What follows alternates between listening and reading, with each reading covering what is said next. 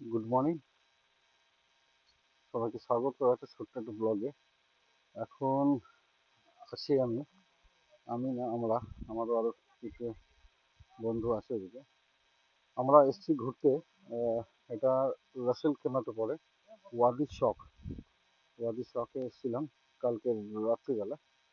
তো এই হচ্ছে ওয়াদি শখের ভিউটা। আমরা হেঁটে এসেছিলাম ওই জায়গাটা থেকে। আহ, ওই সাইড থেকে আমরা হেঁটে এসেছি নিচ থেকে। আর এটা হচ্ছে উঁচু পয়েন্ট। এরপরে আরো পাহাড়গুলো আছে, এখানে ওঠা অতটা সম্ভব না যতটা এটা সম্ভব হয়েছে।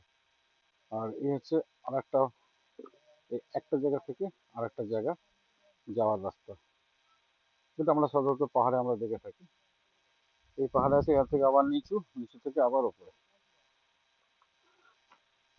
এসব নিজেরা সব ছবি তুলছে। এবং সব থেকে বড় হচ্ছে এই উপরেও একটা মানে ক্যাম্প করে সারা রাত্রি এখানে ছিল।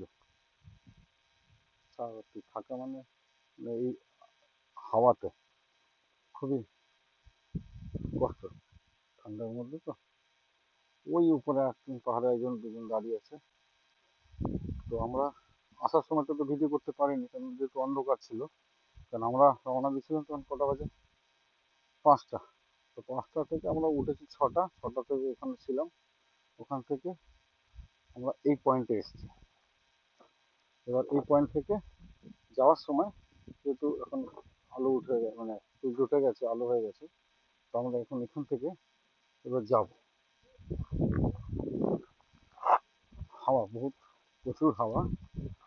হুম, প্রচুর হাওয়া।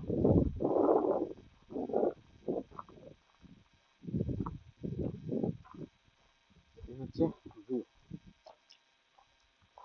সুন্দর লাগছে। আমাদের ছোট্ট পয়েন্টে গিয়ে আপনাদের দেখাবো ওয়াদি শেখের।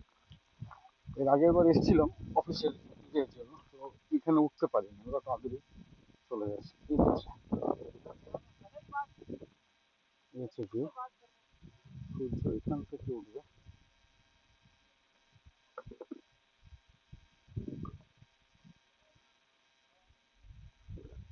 তো ছবি টবি তুলছে।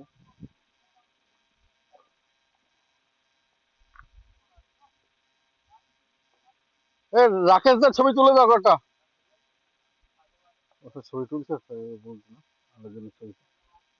আমাদের ওখানে মানে আমরা যখন পাহাড়ে দেখে থাকি, আমাদের গ্যাংটক ফ্যাংটকে যে সমস্ত পাহাড়গুলো আছে, গাছপালা ভর্তি। এখানে গাছপালাটা নেই, কারণ এত গরম পড়ে তো, ওই জন্য।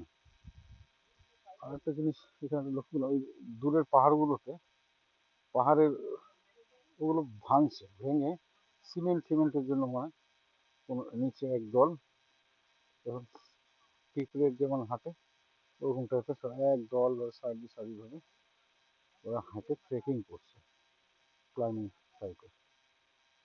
তো এরকম ছোট ছোট ভিডিও আমি উম, তৈরি করছি, করে আপনাদের সাথে শেয়ার করবো। কেমন লাগছে ভিডিওটা, লাগবে কিংবা লাগছে আমাকে জানাবেন।